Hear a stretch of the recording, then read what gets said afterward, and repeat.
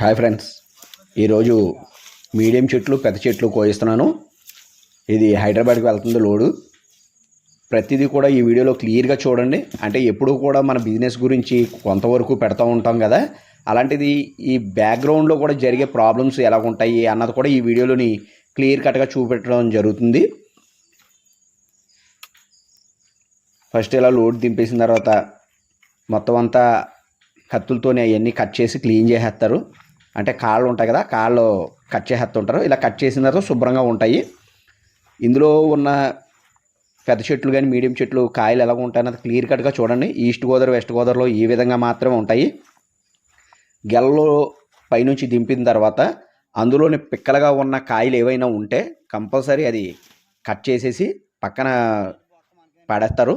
అవి ఎక్కించే టైంలో కౌంట్ చేయమయ్యి, అంటే ఈ మీకు ఎందుకన్నా బాటిల్స్లో కొట్టుకోవడానికి దేనికన్నా వాటర్కి యూజ్ అవుతాయన్న ఉద్దేశం మీద వేస్తాం, కానీ అవి కౌంట్ చేయం.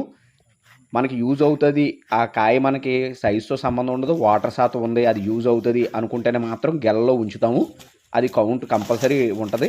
సైజులు మాత్రం ఒకే సైజు ఉండదు.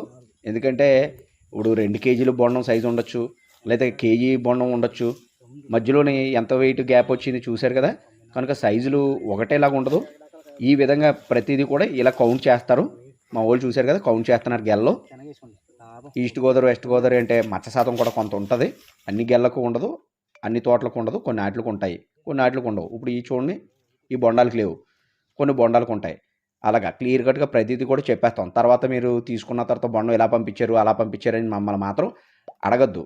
ఎందుకంటే ఇవి బెంగళూరు, తమిళనాడు, కేరళ లాంటి క్వాలిటీలు కాదు, అంత రేట్లు కూడా ఉండవు. ఇక్కడ నార్మల్ రేట్లు ప్రస్తుతానికి ఈ మీడియము పెద్ద చెట్లు ఈ రోజు రేట్ అయితే కనుక 22 ఉంది. మొక్క తోటలు అయితే కనుక 25, 26 రూపాయలు ఉంది. అలాగా ఎండాకాలం ఏ బొండం అన్నది దొరకడమే కష్టం. మొక్క తోట అన్నది 10% ఉంటుంది, అది అస్సలు దొరకదు. ఉన్నప్పుడు మాత్రం ఇస్తుంటాం. ఈ మీడియం చెట్లు కదా, ఇవి కూడా ఇలాగ జాగ్రత్తగా కోయించి పంపిస్తాం. ఈ రేట్స్ అన్నది సమ్మర్ పెరిగే కొలది రేట్లు పెరిగిపోతుంటాయి. రోజు ఒక రేట్లు మాత్రం ఉండవు. అదే అన్సీజన్ అప్పుడు మళ్ళీ రేట్లు డౌన్ అవుతాయి. మామిడికాయలు చూడండి ఎంత కిందకు ఉన్నాయో. మనం కోయించే కొబ్బరి తోటలోని కూడా ఇలా మామిడి తోటలు కూడా ఉంటాయి. ఇలాగ అంతర్భాగంగా కింద చాలా తోటలు ఉంటాయి. చూడండి ఎంత కిందకు ఉన్నాయో. ఇవి చూడండి, ఇవి ఒక చెట్టు, అలా రకరకాల తోటలు ఉంటాయి. మనం ఎవరికైనా కావాల్సి ఉంటే మామిడికాయలు కానీ, పుచ్చకాయలు కానీ, బొప్పాయి కానీ, సపోటా, సీతాఫలాలు, అనేక రకం పైనాపిల్స్, పనసకాయలు, సీజన్ వైజ్ ఫ్రూట్స్ అన్నీ పంపిస్తాం. కనుక మీకు ఎవరికైనా సరే ఫ్రూట్స్ ఆర్డర్ కావాలనుకున్నా కాల్ చేయండి, పంపిస్తాను. ఇవి చూడండి ఎంత కిందకు ఉన్నాయో. మనం నిలబడాల్సిన అవసరం లేదు, కింద కూర్చుంటేనే అందుతాయి. ప్రతి ట్రిప్పు కూడా ఇక్కడున్న మొక్క తోటలో పెద్ద చెట్లు మీడియం చెట్లలోని ఏదైనా సరే ఒక తోట కొంచెం బాగోపోవచ్చు, నెక్స్ట్ వచ్చే తోట ఇంకా బాగుండొచ్చు, కొన్ని అయితే మీడియంగా ఉండొచ్చు. అలా రకరకాలుగా ఉంటాయి. కాకపోతే మీడియం చెట్లకి పెద్ద చెట్లకి మొక్క తోటకి చిన్న చిన్న డిఫరెన్స్ అయితే కంపల్సరీ వాటర్లోని కానీ క్వాలిటీలో కానీ కనబడతాయి. మిగతా టైంలో అడిగినట్టు సమ్మర్లోని క్వాలిటీ ఎలా ఉండాలి ఎలా ఉండాలి అని అడిగితే ఇప్పుడైతే కుదరదు. మొక్క తోట అయితే అస్సలు దొరకదు. ఇప్పుడు ఈ మీడియం చెట్లు పెద్ద చెట్లలోని కావాలి అనుకుంటే పంపిస్తాం. ఈ సరుకు కూడా దొరకకుండా చాలా కష్టమైపోతుంది. కొన్ని రాష్ట్రాల్లో అయితే సరుకే దొరకట్లేదు. ఇంకా ఈస్ట్ గోదావరి వెస్ట్ గోదావరి అంటే ఇలాగ చిన్న బొండం కలుస్తుంది, కొంత మచ్చ శాతం కూడా వస్తుంది అనుకుంటేనే ఆర్డర్ ఇవ్వచ్చు. చూశారు కదా, అప్పటికి చాలా జాగ్రత్తగానే కోయిస్తుంటాం. చాలామంది ఒక 3 రోజులు 4 రోజులు అయిన తర్వాత కూడా అడ్వాన్స్లకి కొన్ని అయితే పంపించడానికి ఆలస్యం అవుతుంటుంది. ఆ కారణాలు కూడా మీకు ఈ వీడియోలో నేను చూపిస్తాను చూడండి. ఎందుకంటే అనేక రకాల కారణాలు అవ్వచ్చు. ఒకరోజు రైతు ఉండకపోవచ్చు, ఒకరోజు వర్కర్లు ఎవడో కూడా హ్యాండ్ ఇవ్వచ్చు, ఒకరోజు వెహికల్ దొరకకపోవచ్చు. ఇలా రకరకాల కారణాలు. ఇప్పుడు చూశారు కదా, లోడింగ్ ఇక్కడ వరకు అయ్యింది కదా, వర్షం స్టార్ట్ అయ్యడంతో మొత్తం పనంతా మధ్యలోనే ఆగిపోవాల్సి వచ్చింది. ఇంకా వచ్చి ఇక్కడ వంటలు స్టార్ట్ చేసుకోవాల్సి వచ్చింది. ఎందుకంటే ఒక వారం 10 రోజులు ఇలా వర్క్ చేయడానికి ఒక ఏరియాలోకి వస్తే ఒక 10 రోజుల వరకు వాళ్ళు ఇంట్లోకి వెళ్ళరు. అలాగా ఈ మధ్యలోని ఇలాగ ఈ 10 రోజులు ఇక్కడే ఉంచేద్దాం అనుకొని ఏర్పాట్లు చేసాం. అంతలో వర్షం స్టార్ట్ అవడంతో మొత్తం వర్క్ అంతా అయిపోయింది. ఇక్కడికి వచ్చి ఇంకా వంటలు హడావిళ్ళు ఇవే ఉన్నాయి. ఈవినింగ్ అయితే చుట్టూ ఈ ప్రాంతం ఎలా ఉంది, ఒక తోటలోని ఈ విధమైన ప్లేసు నైట్కి ఎలా ఉంటుంది అన్నది చూద్దరు. కానీ ఇది పొగాకు గోడౌన్. ఇది అంటే పొగాకు తయారు చేసే గొడౌను, పొగాకు బ్యారెన్ అంటారు. అదేంటంటే వర్క్ చేయట్లేదు కనుక, ఇప్పుడు ఈ మంత్ వర్క్ చేయట్లేదు కనుక ఖాళీగా ఉంది కనుక మనం వెళ్ళి అక్కడ ఒక 10 డేస్ అక్కడ ఉండి వీళ్ళంతా వర్కర్లు ఈ వర్క్ చేసిన అప్పుడు తర్వాత ఇంట్లోకి వెళ్తారు. నైట్ పెద్ద టైం అవ్వకపోయినా సరే చీకటి కమ్మేసింది, వంటలు రెడీ అవుతున్నాయి, మన వాళ్ళు భోజనాలు చేసేస్తున్నారు. ఈరోజు నైట్ హాల్ట్ ఇక్కడే అయిపోదాం అనుకున్నాను, ఎందుకంటే ఇంక ఈరోజు మళ్ళీ వెళ్ళి రేపు మార్నింగ్ రావాలంటే బోల్డ్ అంత ప్రయాణం వల్ల అలసట, అందువల్ల నేను కూడా ఇక్కడే ఉండిపోతున్నాను ఈరోజు నైట్కి. చూడండి ప్లేస్ ఎలా ఉందో, ఇలాంటి ప్లేస్లోని ఉండాల్సి వస్తుంది ఈరోజు నైట్ హాల్ట్. పూర్వం ప్రతి ఒక్కరూ పొలాల పొయ్యిల మీదే వంటలు వండుకునేవారు, అలాంటిది చాలా సంవత్సరాల తర్వాత మళ్ళీ మన వాళ్ళు పొలాల పొయ్యిల మీద వండింది తినడం, అలాగే ఈ పంట పొలాల్లో మధ్యలోని తోటల్లో పడుకోవడం వింతైన ఎక్స్పీరియన్సు. నైట్ చూడండి ఎలా ఉందో, ఇది ఒక అడవి లాంటి ప్రదేశం, ఎందుకంటే తోటలో ఊరికి ఎక్కడో ఉన్న ప్రదేశాలు ఇవి. ఈవినింగ్ చూసినప్పుడు ఎలా ఉంది, ఇప్పుడు చూసినప్పుడు ఎలా ఉందో చూశారు కదా. ఇక్కడే ఈరోజు నైట్ స్టే చేసేది.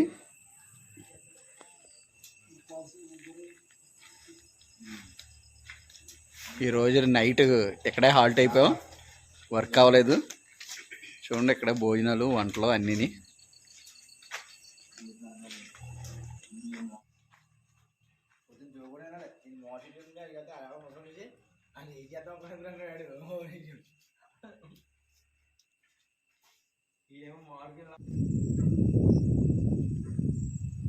వంట ఉండేది కదా పొయ్య, ఈ పొయ్య ఇంకా వేడి ఎలా ఉంది, ఒక కాసి నుంచి బయట చలేసేస్తుంది కదా, అందువల్ల అని చెప్పి ఇందులోని చలి కాసుకుంటున్నాను.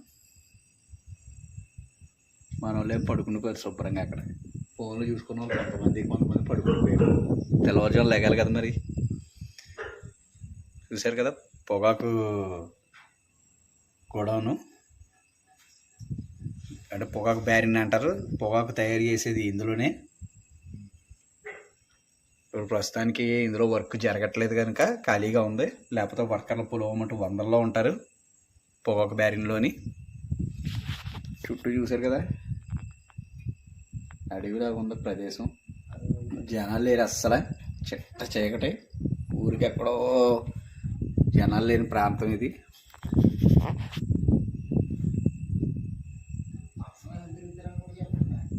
ఎంత కష్టపడి బొండాలు పంపిస్తేనే ఇన్ని కష్టాలు దాటి ఆ బొండాలు అన్నది అక్కడ సిటీల్లోకి వస్తుంటాయి, మనం అందరం చక్కగా తాగుతూ ఉంటాం. ఇన్ని కష్టాలు ఉంటాయి బొండాల బిజినెస్ కానీ, లేకపోతే కొన్ని బిజినెస్లకి ఇలాంటివి ఉంటాయి. చాలామందికి ఆ బ్యాక్గ్రౌండ్ ఎలా ఉంటుంది, ఏం జరుగుతుంది అన్న చాలా వరకు తెలియదు కదా, అందుకనే ఒక్కొక్క రోజు ఒక్కొక్కలాగా ఉంటుంది కనుక మనం తీసి పెడుతుంటాం ఏదోటి. దగ్గర 10 మంది ఇలాంటి జనాలు లేని ప్రదేశంలోని ఈ నైట్ టైం అలా పడుకొని ఉన్నారు. 10 మంది వరకు ఉండిపోయాం, ఊర్లు ఇంట్లోకి వెళ్ళకుండా పడుకున్నారు. చూడండి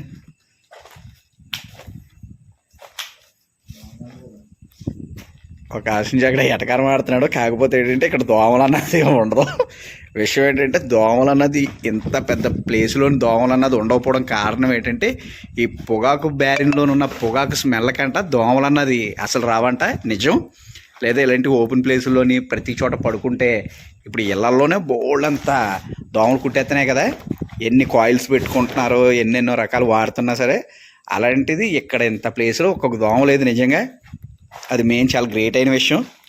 కాకపోతే ఈ పొగాకు బ్యారెన్లో ఉన్న స్మెల్ కోసం, ఈ పొగాకు తెలుసు కదా, సిగరెట్లు, బీడీలు, చుట్టలు, లేకపోతే టొబాకో ఇలా ఉపయోగించడానికి యూజ్ చేస్తుంటాం కదా, అందువల్ల ఈ స్మెల్కి దోమలు రావంటే మెయిన్ అదృష్టం అది.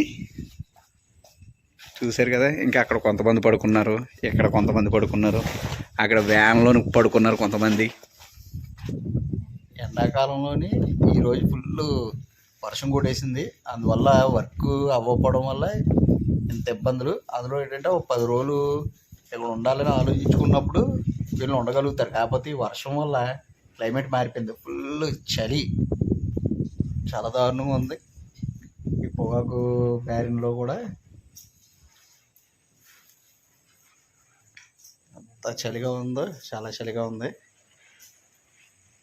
ఇంక నేనైతే ఈరోజు ఒకరోజు ఆగిపోయి రేపు వర్క్ అయిపోయిన వెంటనే ఇంక ఇంటికి వెళ్ళిపోతాను. చూడండి అందరూ. ఈ రోజుకైతే ఇలా గడిచిపోయింది కదా.